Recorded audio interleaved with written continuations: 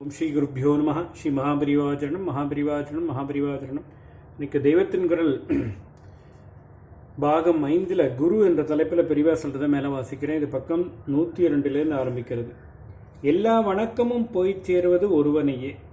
எல்லா தேவர்களுக்கு செய்யும் நமஸ்காரமும் ஒரே ஈஸ்வரனைத்தான் போய் சேர்கிறது என்று சாஸ்திரம் சொல்கிறது. சர்வதேவ நமஸ்காரக கேசவம் பிரதிகச்சதி. ஒரே பரமாத்மா தான் பல சுவாமிகளாக ஆகியிருக்கிறது. ஆசாமிகள் அத்தனை பேராகவும் கூட அதுவே தான் ஆகியிருக்கிறது. ஆகையால் எந்த சுவாமிக்கு பண்ணும் நமஸ்காரமும் எந்த ஆசாமிக்கு பண்ணும் நமஸ்காரமும் என்று சேர்த்து கொள்ள வேண்டும். ஏக பரமாத்மாவைத்தான் சென்றடைகிறது. கேசவம் என்று சொல்லியிருப்பதை கிருஷ்ணர் என்ற அவதாரம் என்றோ அல்லது அநேக தெய்வங்களில் ஒன்றாக இருக்கப்பட்ட விஷ்ணு என்றோ அர்த்தம் பண்ணிக்கொள்ளக்கூடாது. க அ ஈஷ வ என்ற 4 வார்த்தைகளையும் சேர்ந்து கேசவ என்றாகிறது.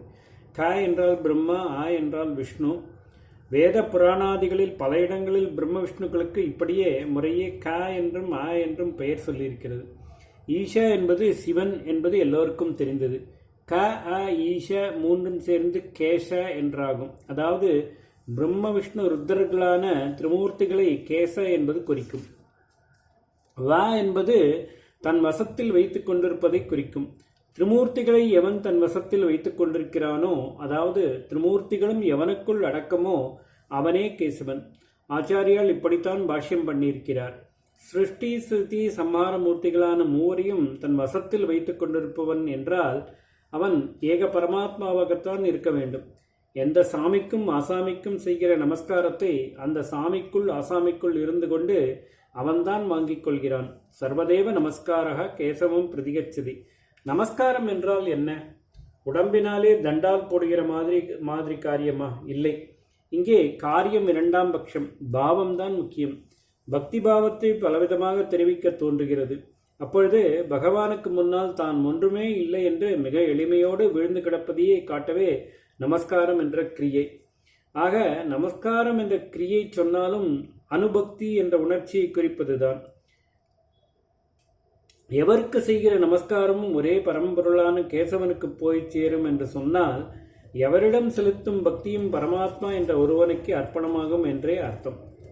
ஒரே பக்திதான், கிருபையும் ஒன்றுதான். சற்று முன் நாம் பார்த்த விஷயம் இங்கே தெளிவாகி விடுகிறது. 2 பக்திகளா 2 கிருபைகளா என்று விசாரித்து பார்த்தோம் அல்லவா? அதற்கு இங்கே ஆன்சர் வந்து விடுகிறது. அத்தனை பேரிடம் செலுத்தும் பக்தியும் ஒருத்தனிடம்தான் போய் சேர்கிறது என்ற பிறகு குரு பக்தி ஈஸ்வர் பக்தி என்று 2ஐ பிரித்து சொல்ல அவசியமே இல்லாமல் ஆகிறது. குருவிடம் செலுத்தும் பக்தியும் ஈஸ்வரனிடம்தான் போய் சேரப்போகிறது என்கிற போது பிரித்து இவருக்கு அவனுக்கு என்ற 2 பக்தி பண்ணுவானேன்? அப்புறம் கிருபைக்கு வருவோம். குரு கிருபை ஈஸ்வர கிருபை ஒன்றா 2ஆ என்கிற விஷயம். அதற்கு இங்கே ஆன்சர் கிடைத்து விடுகிறது. எந்த சுவாமி அல்லது மகா புருஷர்கள் குரு போன்றவர்கள் கிருபை செய்கிறார்கள் என்றாலும் எதை முன்னிட்டு செய்கிறார்கள்? பக்தியை முன்னிட்டே செய்கிறார்கள். நாம் பக்தியாக இருந்தால் அதற்கு பிரதியாக கிருபை செய்கிறார்கள். நாம் செய்கிறது பக்தி, அதற்காக அவர்கள் செய்வது கிருபை. பக்திக்கு அடையாளமாக நாம் நமஸ்காரம் பண்ணுகிறோம். அப்பொழுது அவர்கள் அதற்கு பதிலாக ஆசீர்வாதம் பண்ணுகிறார்கள் என்றால் அந்த ஆசீர்வாதம் என்பது கிருபைக்கு அடையாளமே. சரி, எல்லா நமஸ்காரமும் ஒரே பரமாத்மாவுக்குத்தான் போகிறதென்றால் அதற்கு பதிலாக நமஸ்கரிக்கப்படுபவர் எவர்களானாலும் அவர்கள் பண்ணுகிற ஆசீர்வாதமெல்லாம் அந்த ஒருவனிடமிருந்தே வருகிறது என்றுதானே அர்த்தம். நமஸ்காரத்தை இவர்கள், இந்த சாமிகள் ஆசாமிகள் எவரானாலும் இவர்கள் வாங்கிக் கொள்ளவில்லை. இவர்களுக்கு அந்த ரைட் இல்லை என்கிற போது ஆசீர்வாதம் மட்டும் இவர்கள் எப்படி பண்ண முடியும்? ஈஸ்வரனுக்கு செய்யப்பட்ட நமஸ்காரத்துக்கும் பதிலாக இவர்கள் யார் ஆசீர்வாதம் பண்ண? அதனால் விஷயம் தெரிந்தவர்களாயிருந்தால் ஒரு மரியாதையை சம்பிரதாயத்தை உத்தேசித்து ஆசீர்வாதம் சொன்னாலும் தங்களுக்கு செய்யப்பட்ட நமஸ்காரத்தை வாஸ்தவத்தில் அவனுக்கே அர்ப்பணம் பண்ணிவிட்டு, அப்பா, இந்த குழந்தையை நீ எப்படி ஆசீர்வாதம் பண்ண நினைக்கிறாயோ அப்படி பண்ணு என்று தாங்களும் மனசுக்குள் அவனிடம் ஒரு நமஸ்காரம் பண்ணி கேட்டுக்கொள்ளத்தான் செய்வார்கள். நமஸ்காரம் பண்ணுகிறவனுக்காக பண்ணப்படுபவரும் ஈஸ்வரனிடம் மனசுருகி வேண்டிக் கொண்டு நமஸ்காரம் பண்ணும்போது ஈஸ்வரன் அவரை முன்னிட்டு அவனுக்கும் இன்னும் கொஞ்சம் சேர்த்து கிருபை பண்ணுவான்.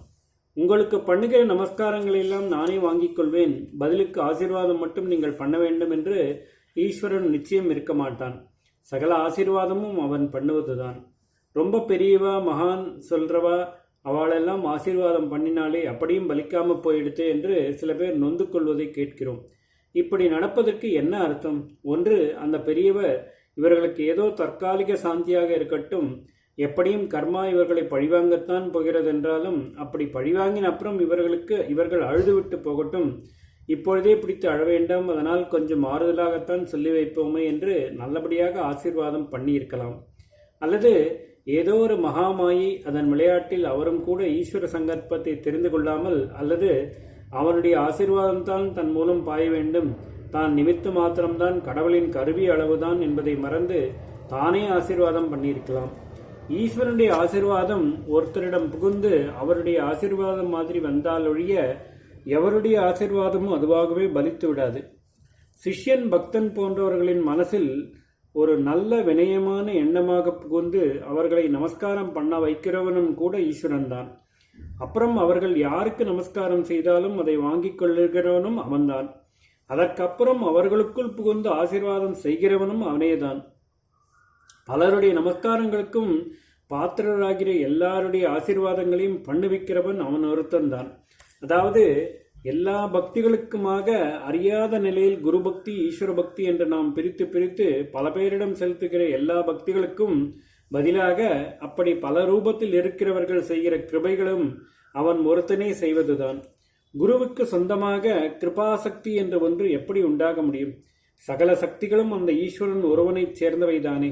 அவனோடு சேர்ந்திருந்து அவனிடமிருந்து தானே குருவும் சக்தி பெறுகிறார். குரு என்கிறவர் அந்த ஸ்தானத்துக்கு உயர்ந்ததும் ஈஸ்வர கிருபையால் தான்.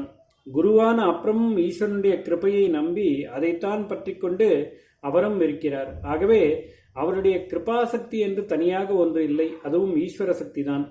திருவருள், குருவருள் என்று இரண்டு சொல்வதில் குருவருள் என்பதும் திருவருளே இவர் மூலமாக வருவதுதான். ஓம் ஸ்ரீ குருப்யோ நமஹ. ஸ்ரீ மகாபரிவாச்சரணம் மகாபரிவாச்சரணம் மகாபரிவாச்சரணம்.